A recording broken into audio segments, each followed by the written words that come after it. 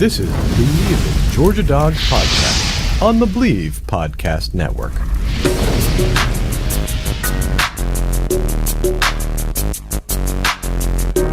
Scored a touchdown earlier on a direct snap. Now it's Michelle's turn, running all the way.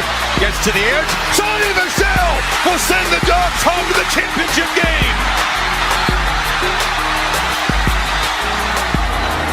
53.5-yard drive near hash, kick right, snap, hold, kick is away, it's reaching, and it is good, good, good. Hot Pod does it. All right, Hot Pod. Wilcox with an up and out, wide open.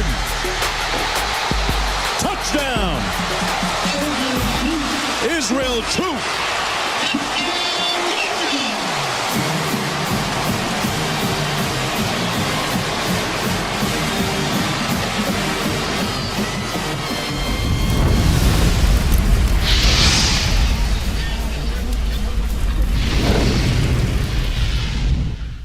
All right. Welcome in. It is the Bleav in Georgia Dawgs podcast on the Bleav Podcast Network.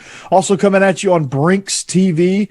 We're back. I had a Thursday jamboree, and sorry we couldn't be with you guys last week, but we're back and better than ever this week. It's week 1 for high school football in the state of Georgia and the state of Tennessee and many states around the country. So joining me is Coach Israel Troupe.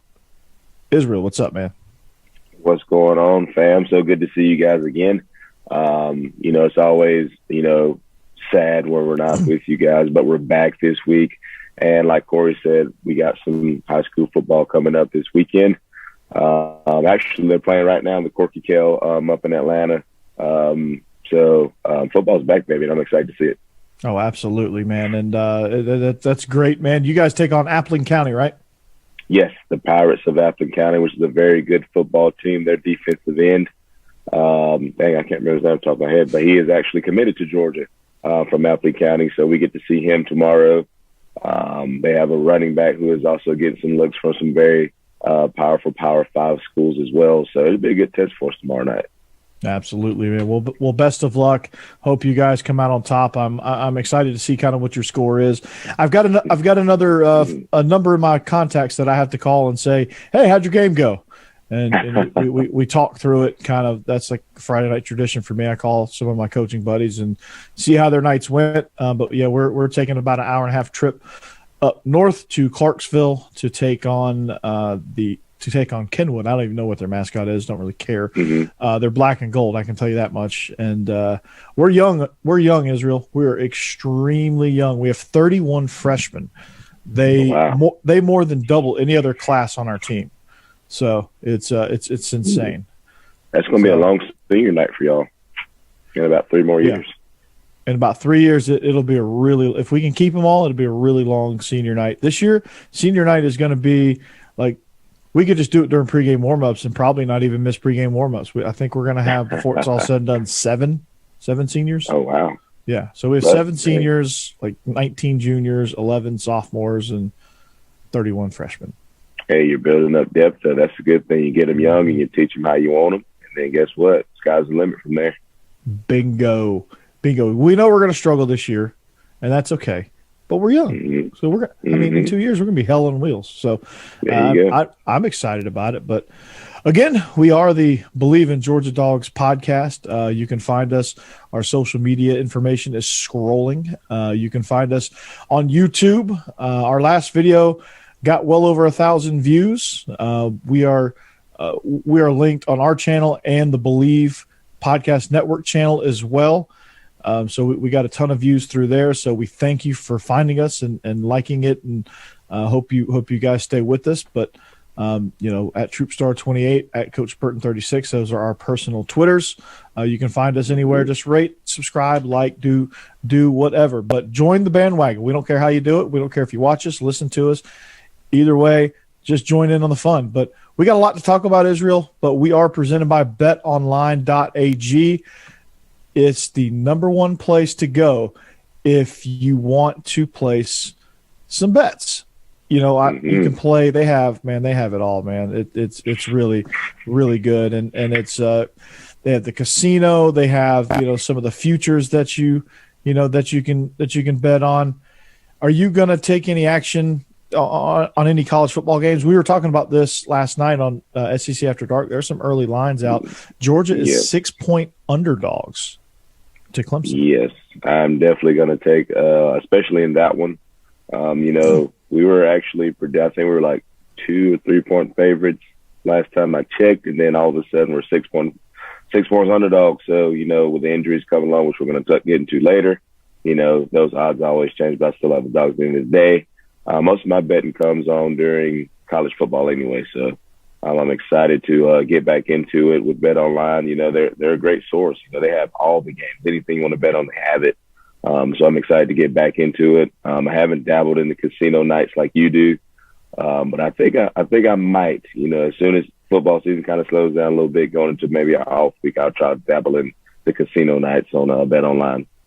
Yeah, absolutely. Well, there's a thing called the Forbidden Tomb that they're advertising for. You get a $500 bonus if you hit the right spins. I think you get if you play at least 100 spins, you qualify for a $500 bonus. So, so that's something. If you're one of those people that just says, "Oh, I just go for the slot machines," first of all, you're lying. Second of all, yeah, there you go. So this might be the one for you. So, but visit the website today, or use your mobile device and join and receive your 50% welcome bonus on your first deposit. So before that next big game, head on over to Bet Online and start playing today. Bet Online, your online sportsbook expert. So, since we last left you, Georgia has had a scrimmage, but unfortunately, they've also sustained a few injuries. The injury bug has came to Athens and visited the team, and it bit Darnell Washington and Tyke Smith. They sustained some foot injuries during practice, according to Kirby Smart. They are both undergoing treatment. Smith suffered a sprained ankle. He's doubtful for the opening game, but you never know. And then Washington, Darnell is expected to be out 4 to 6 weeks. He just underwent surgery. So also some other injuries. You still got Warren Erickson out with his hand injury. Jalen Kimber, Arik Gilbert. We'll get to him more specifically later on in the show. John Fitzpatrick is a little banged up. Owen Condon, Dominic Blaylock, and of course George Pickens. So let's talk about Washington. Out 4 to 6 weeks. Where does this leave us at the tight end position? What do you mean? Shoot, we still got 2 more studs in the back. You know what I mean? So, you hate to see it. And especially as us being football coach, we also know that injuries are going to come.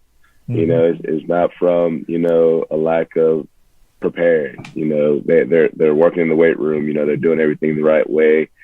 Sometimes a kid just lands wrong, or, it's just something, a freak accident happens, kids get hurt. So, no need to press the panic button yet. We're fine. Darnell will be back in a couple of weeks. Hopefully Tyke will be back sooner. There's no need to hit the panic button. We still got guys behind them that can get the job done. You still got Nyland Green. You still got a plethora of tight ends. You still got a bunch of different formations and things that you can do offensively to counter Darnell being out. So let's all just relax and wait till we play Clemson, and let's see what happens after that.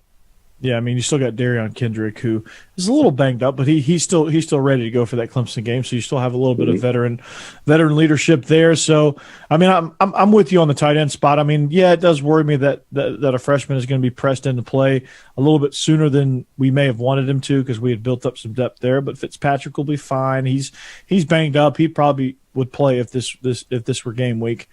And then of course the receiver position, we already knew going in that we weren't sure who was going to be the guy, and it could change every single week. So the fact that, we lose a giant target, literally and figuratively, there is a little cause for concern. But I think that what Todd Monken has been able to do with having all of these weapons, the blessing behind it is he's found different and creative ways to attack using what he's got. So he'll just unhook the Darnell Washington series and just stick it over here on the shelf for a little while, for about 4 to 6 weeks, and he'll put it back in the book, right? He might feature Jermaine Burton a little bit more. He might, Donnie Mitchell might get a little more run than normal in the first 4 to 6 weeks because of this injury. I mean, there's some good things that could come of this for some other people. You hate to see it, and you hope he recovers in 4 weeks instead of 6, but it's not going to be the end of the world. We've recruited well, and we're about to find out what this depth looks like. And I'm, I think Fitzpatrick's going to have to step up, and I think Brock Bowers is going to really kind of have to step in there and play a huge role as well. So I'm excited to see what those two bring to the table. I'm excited to see kind of how we manage this depth. We still have a plethora of running backs available, so it ain't like we're thin anywhere. We just don't have as much proven talent at this moment that we had a year ago. So, I mean, it is what it is. You deal with it and you move on. You find ways to win. And at least it happened in training camp to where you can find some solutions and get some guys going. And you've got a little bit more time to kind of figure that part of it out and say, okay, well, we're going to attack Clemson this way instead of with Darnell Washington. Yeah, exactly. Instead of having to figure it out the day before or, a week before you play Clemson, you're like, oh crap, what am I going to do now? Everybody wants to talk about, Georgia's recruiting. Kirby Smart gets this top guy in the nation. Now it's time for those guys to step up and show what they can do. Exactly. It's like you said, they haven't proven anything yet. And that's par for the course. But I mean, once your number's called, you never know when it's going to be called. You got to know what to do when you go out there. So, I mean, I got to have all the faith in these guys. Todd Monken has shown that what he wants to do. He wants to throw football. He wants to pretty much be balanced. And his mind balanced and not Mike Leach's mind balance. So we still have, like you said, stable running backs. We still have, tight end depth. We still have receiver depth. We got a quarterback. We got offensive line depth. So, I mean, losing Darnell, it hurts, but, we'll get him back. If we lost him and Pickens for the year, now that hurts. But we get Darnell back, and hopefully, we'll get Pickens back next year, depending on what his decision is at the end of this season. So, we're going to be fine. It's time for these guys to step up. You might see a little bit more 10 personnel stuff now. So I mean, it's fine. I think that just opens up the door for another guy to step up, whether it's a tight end, whether it's another receiver who's kind of in the wings, trying to play a little backstage role. So it'll be interesting to see what Coach Monken does, what that staff does, what they come up with. So I'm excited to see it.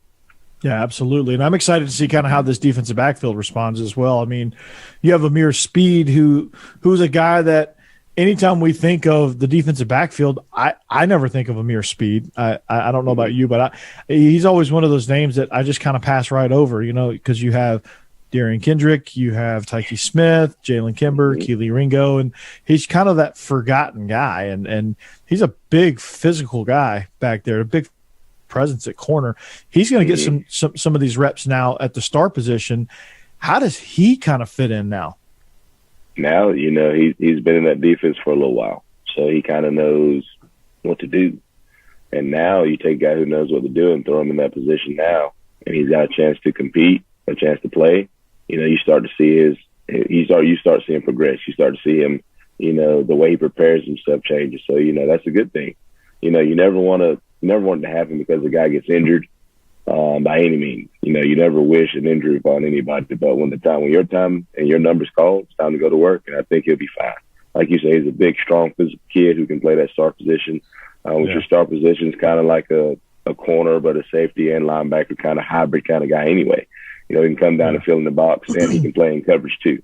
So, I mean, if Amir Speed can do that, and then you still got Nyland Green, who can come in and play wherever if they need him to. And Latavius Brady's been in that role as well. And they were looking at Adam Anderson in the spring in that role. So there's a lot of different things they can do scheme-wise to kind of maneuver that star position wherever they want them, as kind of that utility knife type situation. Exactly. So, you get a fast guy in there, like if you're getting a lot of 10 personnel and a lot of vertical stuff, if you have a team that's probably that's in 21 or 12 personnel are, more heavy on the run. Maybe you stick an Adam Anderson out there and get an extra bigger body inside the box. There's all kind of different things you can do with that position now. And I think that we have 3 different types of people that can play that role really, really well in that position. So I'm excited for that. Like I said, Breeny's speed, Jalen Kimber has been getting some reps there. Adam Anderson, don't be surprised if you see him there. So, the defensive backfield is going to be fine. It's going to be what it was before Tyke Smith even got here. It was going to be a grab bag of super athletic guys that are going to get burnt sometimes, and they're going to make plays sometimes, and they're going to play super aggressive, and they're just going to fly around and do what they do. Defensive backfield was never – okay, if you really had to get picky and look at it, that was probably the question mark. But was it – with this front 7, was it really a question mark or just something that, like, if you had to point to something? Yeah, it was more so if you had to point to something. We still had guys coming back. You lose a few, but there's more so the experience part of it is kind of what we're looking at. You have 2 that come in that kind of eases everybody's mind, but now one goes down, so now everybody's trying to hit panic button already again. There was talent already there. Guys who's been in this system for a while. Now just let them play.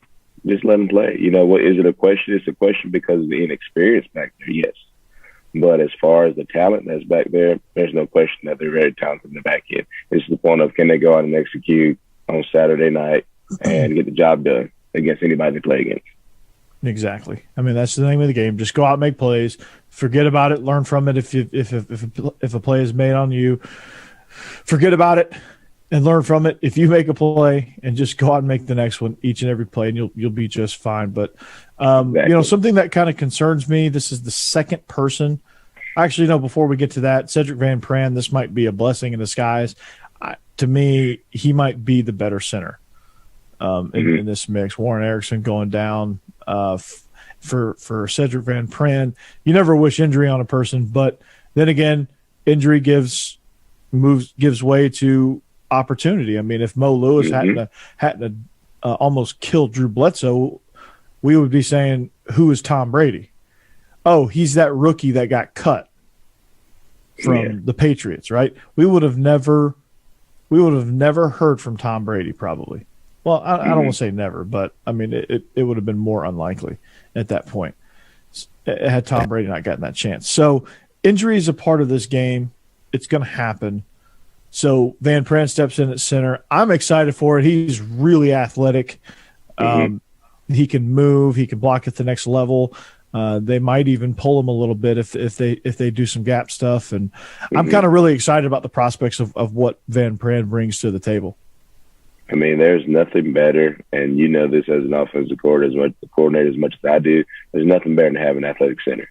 An athletic center that can make the blocks that you wanted to, that, like you said, that can pull, your gap scheme, your pin pulls type situations, things like that. So who's smart, he's just think about who he's following: Bubba Velasco, Ben Jones, David Andrews. Just think about the guys who come to mind, from that center position at Georgia. So to have to have the ability to get step in right now and play, that's awesome. Especially be as athletic and as smart as he is as well. Like I said, there's nothing better. Any coaches out there's nothing better than having an athletic center. Absolutely. And all those guys you just named, and Lamont Galliard as well, they could all move. They were all intelligent, and they were all just gritty and just get after you. And especially David Andrews and Ben Jones, those two are some of the nastiest centers I've ever seen. Galliard was nasty in his own right, but he was extremely intelligent as well, and just he had such command of the offense and the offensive line calls and stuff. He was so pivotal in all of that. Trey Hill as well was extremely intelligent. Was just kind of the leader of the pack. So you're hoping Van Praan can step in and bring that aspect of it. Of course, he's athletic. You wonder if he could bring the cerebral part of it, making calls, directing traffic, things like that, picking up blitzes and getting people where they need to be in protection. And we'll see. I mean, everything I've heard is it's been rave reviews for him. He's been great. So, but what concerns me, and as we jump to our next injured person, what concerns me is this is the second person in the program that's had to step away for personal reasons, and I don't know all the details of what happened, but apparently one of the issues was that he lashed out at Kirby during practice, which you can't do. But he's away from the team right now. He's dealing with some personal stuff. That's Arik Gilbert. Him and Scott Cochran are going through some stuff. I mean, how much of it is just the weight of the world from this pandemic? Arik Gilbert is with his third program since January. And it's not, it just doesn't seem like mental stability is something that he's really good at dealing with right now. And maybe that's where he's getting help at this moment. You hope he's okay, right? You hope it's just he was really angry and just lashed out and it's not something more serious. I'm afraid it is because he's been away from the team for quite some time and he may never come back. And you just got to hope at this point that he gets the help that he needs and just recovers. Oh, yeah. One thing, I always refer back to is Marshawn Lynch saying you got to protect all your stuff and most importantly, your mentals. And most people don't understand that this game takes a toll on them, not just physically, but mentally. Mm-hmm. You got to think about everything that he just went through. He went from being like one of the top recruits in the nation. He went to LSU, wasn't what he expected, and now there's a roller coaster of recruiting. He was supposed to go to Florida. That was the big thing. And now he enrolled at Georgia. And you just never know what's going on, with the kid, especially during that situation. And then you add on top of that, you never know what's going on at home. We've seen a lot, even in the NFL and other professional sports, that COVID, you never know. Somebody may be being affected by COVID, in his family. He just doesn't know how to handle that, and it's just there's so many things that can go on, with a player. A lot of us don't wear our emotions on our sleeves. Guys, a lot of us just have our, pack your lunch pail up and let's go to work. That was kind of my mentality. You never know what's wrong with me, because you never see it. There's a lot of things that we deal with that people just never know about. So I hope the young man gets the help that he needs. I hope he's back with us, sooner rather than later. But at the most part, football right now is not important. At the end of the day, I care about the young man. Football game, we're going to win or lose football games with or without it. But right now, you don't want to lose a young man, because of the game of football. That makes sense. We want to see this young man prosper way past football. I know he has aspirations to be in the NFL, but at the end of the day, you got to take care of your mind first, your mind and your emotions, because, at the end of the day, people love you. And I always remember that. You're a dog now, and coming from two dogs that, graduated from the University of Georgia. That's right. We want to see you, we want to see you back, but we want to see you back fully, 100%. So if you need to take some time away, do that, take care of yourself.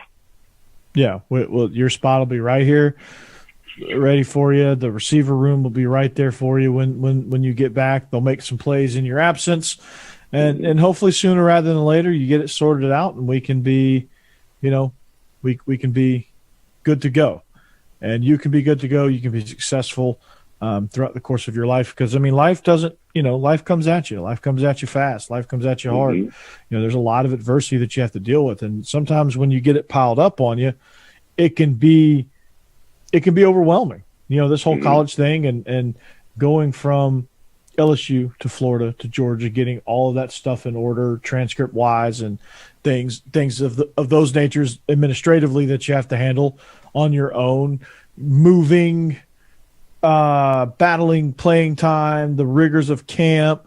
You might be a little banged up, tired, and just mentally drained, and then just all of a sudden it could just come to a head, and you never know what's going to happen, and so it's a serious thing, and you hope that he knows that he has a support system here at the University of Georgia, not only with the guys in that locker room and the people in the coach's office, but anybody that wears the G proudly has, he has their support. He has our support as Georgia people, as former Dogs, current Dogs, anybody.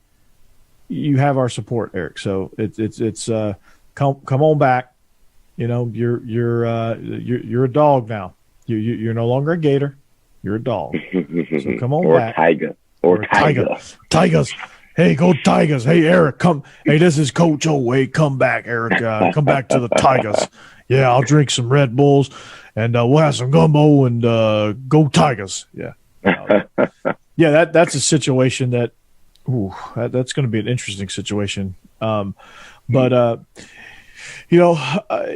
go off topic for a minute, did you read about what's happening with Scott Frost? Is that going to be the new norm, like what happened to Jeremy Pruitt? Is that going to be the new norm? I don't know what. I read it, and then I just couldn't read it anymore. I mean, but here's the thing, though. Here's what I don't understand. How are you the head coach, and you don't know what's going on within your program? There's no way. No way. He's just digging himself a hole. It's bad. It's bad news. It's bad news. And he already had a rough go at it anyway. So Scott Frost ain't long for Nebraska, but I saw that and it just immediately made me think of Jeremy Pruitt. And I'm like, damn, Nebraska's willing to cut off their own arm just to get rid of what's in the hand. Just to win football games. Games. I can't risk doing anything. Yeah, I love football. And I tell my kids all the time, I love the game of football. I love to coach it. I love to play it, things like that. I would do anything to risk my job just to win football games. I just can't see myself doing that. No, like we had a kid that was ineligible, and we're like, well, we have 31 freshmen. We're gonna, and we thought about like trying everything we could to see if we could get him eligible. And at the end of the day, we're just like, yeah, I mean, we just can't do it. We just can't do it. It's too big of a risk. Too big of a risk. Yeah, because we thought about maybe, okay, let's just play dumb, but maybe not. What's the reward compared to the risk? The reward is, okay, I win like 3 extra games. The risk is you're gonna get fired.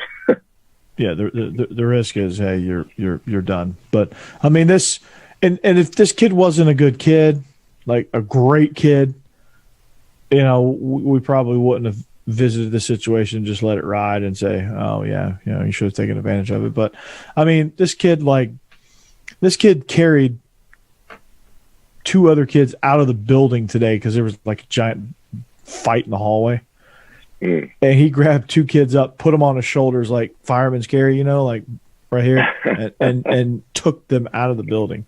So that's priceless. And you're like, and he's running in there like everybody's thinking he's about to jump in. No, he's carrying people out. He just tackled 2 people and picked them up and carried them. I was like, dang, I was like, dang, man, that's impressive. I was like, man, can you come play D-line, please? He was a D lineman. He was a D lineman before he was ineligible. That's what position he played. In? Senior. Oh man. Yeah. So he's done. But he was a senior D lineman. Yep. So, so as you read and kind of keep up with camp, are you noticing any people that are surprises? I mean, Donnie Mitchell, I don't consider much of a surprise. I keep hearing his name left, and I hear about the throws and everything that QB1's throwing, but Mitchell is the name that keeps popping up on my news feed every single day. This kid must be bawling his eyeballs out because I mean, good Lord, every newspaper article I see, Mitchell's doing this. There was one picture of the day from the scrimmage, him one-handing a ball, and I mean, it's amazing. We talked before spring even started. He was one that we were saying, might have to, do a little bit extra to get in that starting lineup, or he didn't even play this year without getting redshirt. And I'll be dang if this kid, he may start. Yeah, I'm like, geez, it's crazy. Oh my God! After watching the spring game and watching him do the things that he do, I mean, it's very, he's kind of got a little AJ Green-esque about him for me. He comes to work, does what he's supposed to do. He's long, he's rangy, he can get the ball. So, I mean, it's nice to see. I mean, and he's a freshman. Yeah, he's so good with the ball in the air. He's so good with contested catches and coming back to it, and just all the great body control. You can't teach body control. You can't teach body control. And he's got it. That. He's got it in spades too, man. It's fun to see, and I watched him in high school up here in Nashville, and he was he was outstanding. But like, I never thought he would go into an SEC program day one and threaten the starting lineup. Mm-hmm. Maybe it's just one of those things where it just looks so easy for him in high school that like he doesn't have to make the hard catches, Mm-hmm. So you don't really see that he's capable of that. Then he gets in the spring game, and you're like, I'm sitting there going, what? Well, like, where did this come from? Like, I knew he was good, but my God, like some of the ways he was contorting his body and like hanging in the air to give himself some extra time to come down with the ball. And then he lands. Then like he knows how to land too. Like that's a skill that you have to learn as a football player, especially as a receiver, right? Like you have to learn how to land. Exactly. It's hard to do things like that. Body control is very, very important. You can end up on somebody's highlight tape if you ain't got body control. Nope. Yeah, you're gonna be the poster child. It's like the football version of getting posterized, like getting highlighted, right? Mm-hmm. So you don't want that. I mean, and we talked about this earlier, and I'm glad I'm hearing a lot of buzz on his name. It's Brock Bowers. That's very timely now, right? I mean, you never know. I had my starting tackle went down today. Well, no, he went down last Friday. And I had to throw a freshman in there, and talking about his eyeballs are this big. And I'm like, see, you just never know when your number's gonna get called to. Yeah. That's why we tell you don't play around at practice, pay attention, know what's going on. Because guess what? It can start right now, and he's going out there tomorrow night, and he's starting that tackle. Although my starter, he's ready to go, but we're not going to put him out there unless we have to. So I mean, we got people ready to go, and you never know when your number's going to be called. So you have to pay attention every day. You got to know what to do, know what everybody does, get things right, and go out there and ball when your number's called. Yeah. So Kendall Milton referred to, and Kendall Milton's another name that I'm hearing and keep hearing, but he called Brock Bowers a freak, and he said he's got crazy explosion. That's called hard work and dedication in the weight room right there, baby. Mm-hmm. That's called it's going to get nasty. They got to figure something out. Yeah, that's what that's called. But I'm reading this message board. I'm reading Dog Vent right now, and it says Chuck Norris just said Brock Bowers is tight in you. That's awesome. That is awesome. I clicked in this thread to see what our boy Anthony Dasher was saying about that, but it's pretty funny. It's been pretty quiet. I hadn't seen Dash have to throw a haymaker at anybody lately. So no. Somebody tried to throw one at him the other day, calling him a fraud and stuff, and I must have missed that one. Yeah, it wasn't much ado. It was much ado about nothing because, obviously it's unfounded, and this guy was just had some sort of beef. It was when all that stuff about Arik Gilbert was first coming out. So, and Twitter trolls. Yeah. Other surprising news. Kendall Milton. I keep seeing him. He might be the guy. Like he might emerge as like the lead guy. I mean, it wouldn't shock me at all.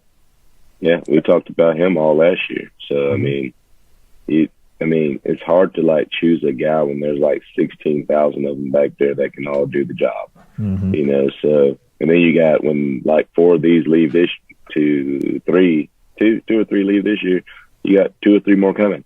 Yeah, I think just 2 are leaving unless somebody leaves early because I think it's just Cook and Zeus, right? Zamir. Yeah, Cook and Zeus. So you still got 3 more, and then you got 2 more coming. So I mean, it's amazing. Did you see the picture of Adam Anderson the other day? God, my God, he made the top 50 NFL draft list. Got to not in there. I said, this kid, he was like a little string bean when he was in high school, and you know, you watch him evolve now. And I saw him in that picture. He was at Rome, right? Yeah, he went to Rome, and I saw him standing up directing the defense. I said, holy crap, look at this kid. It's insane. Yeah, dude's a monster. Hard work and dedication in the weight room. Yeah, like you see, like James Cook came out, and like I saw pictures of him. And I'm like, where do those muscles come from? I'm like, my God, like you see what God, I'm like, you see what our guys can do if they get a full weight cycle. I mean, it's insane. I mean, I've never seen anything like it. I love the fact that, you know, we got the weight room, we got the nutrition and things like that. They're doing it, you know, and I hate to say this, I'm gonna say it anyway, but I hate that COVID's kind of creeping back in, is kind of staying away and creeping back in, because you can see the difference in having a full spring, having a full, you know, summer to do things, having a full nutrition roundtable. You see the difference in not just Georgia, just all the other schools. You know, of course, they were still doing little things here and there, but having the ability to do whatever you wanted to, essentially, you know, to get back, your guys get back into the mix of things, you know, training, eating right, nutritional things, all that good stuff, studying, you know, because school is very important. Don't forget that. So, you know, just seeing how things can change and seeing how bodies can change, minds can change, you know, is huge. So, you know, man, just watching, you know, those guys run around and fly around and just seeing Adam Anderson from freshman to now is just like night and day, literally night and day. Yeah. And it's like a lot of the transformations these guys go through. I mean, Coach Sinclair does an outstanding job. Collier Perno as the nutritionist, she does a tremendous job of just monitoring the food and helping, and not only just telling these guys what to eat and hounding them in the dining halls, but they have like cooking stations in the facility, and she actually coaches them on how to prepare stuff for themselves so that when they go home, or, you know, whatever the case may be, or if they're at their apartment, or just whenever they graduate, they'll have these skills. But she makes it fun for them, and makes them want to make things for themselves. And it's like a weird, it's not a weird, but it's like a sense of accomplishment that these guys probably never thought they would ever get satisfaction from. Yeah, I mean, I used to hate going to the weight room, but after a while, you start to be like, okay, look at me. You know, I'm starting to get bigger, starting to understand, you know, the wear and tear on your body is less and less because you're in shape. You know, you think about how many injuries happened last year, just phantom injuries from last year because we weren't able to get in the weight room like you know, you normally would. Exactly. You know, and now, you know, you have 2-foot injuries now. Yeah, think about how many and you a had couple of beforehand. bumps and bruises. Yeah, a couple of guys that are out that wouldn't be out on a regular game cycle. So, yeah, I mean, it's, you know, it's a world of difference. So, and speaking of world of difference, you know, Eric, I read this thing about I scrolled the tweets, I scrolled the Twitters, and I saw Davante Adams. They were asking, scroll the tweets. He was talking about Eric Stokes, and he said, you know, he's the closest thing to Jair as far as mentality and ability from what I've seen so far. The kid is fast as hell. He can get beat and recover kind of like how Sam Shields would do. I like what I see from him. He can really go. That's extremely high praise because Davante Adams is one of the tops in the game right now. Yes, I love watching Davante Adams. Now you got Davante Adams back, you got Aaron Rodgers back, and you got Randall Cobb back, all on the same team now again. So watch out for the. And Aaron Jones came back. Aaron Jones came back too. The Packers are going to be good. The Packers are going to be good. But if that's coming from Adams, you know, for a rookie, I mean, that just says, just how good he's been. That just shows to all those people that say Kirby Smart's never develops players, that just goes to show you that he does. It might not be at the rate that you think that he should be developing them, but when a rookie says that, when a veteran says that about a rookie, and it's Davante Adams, come on now. Yeah. Get out of here. Especially unprompted, because, he doesn't have to talk about the DBs, especially the rookie DBs. Davante Adams doesn't have to say anything about anything. And for him to kind of mention the Eric Stokes thing is pretty good. And I heard Tyson Campbell's doing really well in Jacksonville too. I think they're ready to move on from one of their other veteran corners that's kind of a pain in the ass. So he's doing really, really well. Was it Mark Webb Webb's doing really good. Chargers, checking on our NFL guys. He's doing really well. Roquan got a little payback on Justin Fields, picked him off in practice the one day on a screen pass and pick sixed him. That was pretty cool. There's a lot of dogs doing a lot of great things. Azeez Ojulari is one of the players to watch in the NFC East. So our NFL guys are really putting some work together in training camps right now, and making a good name for the G, and showing that, completely obliterating that narrative that Kirby Smart can't develop talent, and his coaching staff, they're just great recruiters. All they do is recruit great talent. Nope. These guys are watch these guys in the NFL. They're actually performing. Yeah. Right. So, and even a couple of my teammates, Alec Ogletree's having a great spring. Yes. Leonard Floyd, although he was a Rick and a smart guy toward the end there, he's having a great off season as well. So there's a lot of Georgia guys out here balling. Your guy AJ is looking for a resurgence down there in the desert. So AJ's doing a great job. So there's a lot of guys who kind of, I wouldn't say fell off, but just kind of had to find their niche. Justin Houston now is back with the Ravens. He was a teammate of mine in Georgia as well. So Jake Fromm led a game-winning drive. Albeit it's preseason, but he led a game-winning drive for Buffalo. That's important. He's in a race to make the team as the third quarterback and maybe fight for the backup job. Mitch Trubisky's pretty much got that locked up. But just to be on the roster, that's pretty good living there. Yeah. So, even though Justin Fields did not end the dog, I think he had a very good game against the Dolphins the other night. I watched a couple of minutes of that. So, there's a lot of great things going on. I rarely watch the NFL, but I kind of want to see how things were going. Things are going well. I'm very interested in seeing what they do in Jacksonville with Minshew and Pretty Boy down there in Jacksonville. You already know what they're going to do with that. It's going to be sunshine all the way. Come on. I don't know. Garner Minshew looked pretty good the other night. He did, and it's Minshew magic. They're probably going to trade him. I bet they trade him. They've invested too much into the Golden Boy. So, I think I'm a huge Minshew fan. Don't get me wrong. I love Minshew. I think he's outstanding. It's the stash. I'm growing my football beard out, by the way. So. Yeah, it looks strong, man. Sorry to those at home. It does look kind of rough right now. I got to go get a haircut too, but the football beard is now in full effect. So beware. I was gonna say, I know it's time for me to get a haircut. So, when I look up, I can see it flip out the bottom. When I wear a hat, I can when my hair starts to flip up and curl a little bit. That's when I know it's time. But yeah, your beard's looking nice, man. We got so now we got to get a little front light on you to really highlight your beard. That's what we got to do.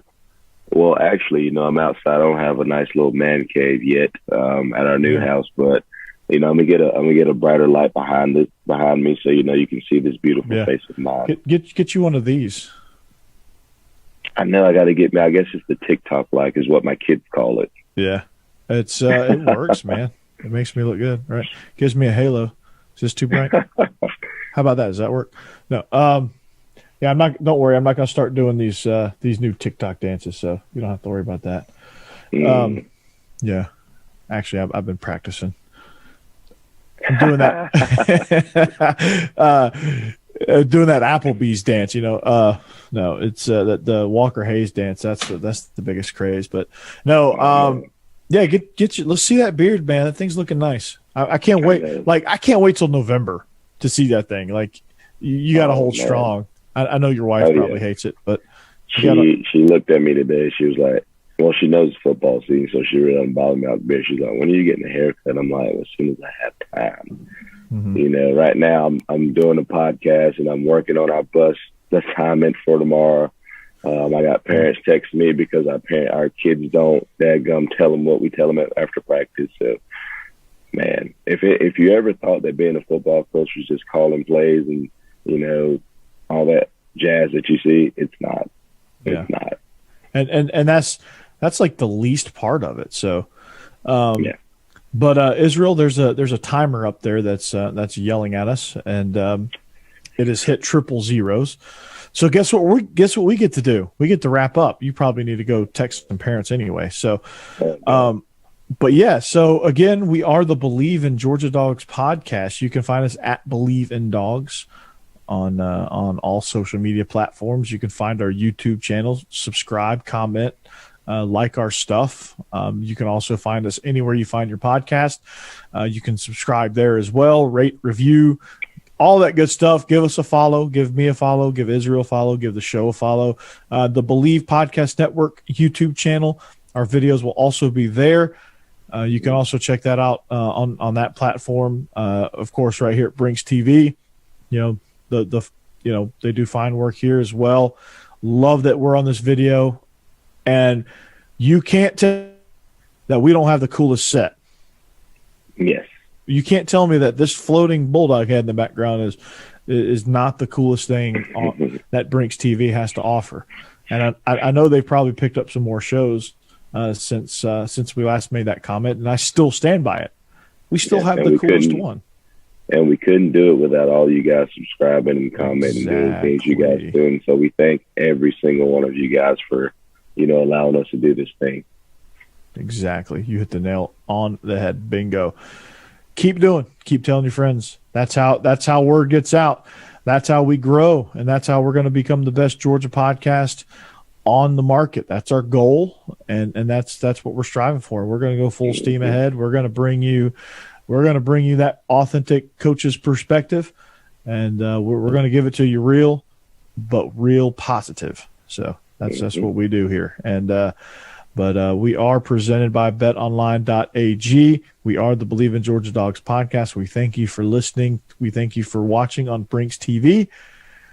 Thank you. Have a great weekend. Good luck in your game, Israel. I hope you guys come out 1-0. You too, brother. Absolutely, man. I appreciate you. And we'll see you back here next week as we get inch closer and closer to kickoff. And as always, go Dogs. Go Dogs. Go Dogs. Yeah. This is the Bleav in Georgia Dawgs podcast on the Bleav Podcast Network.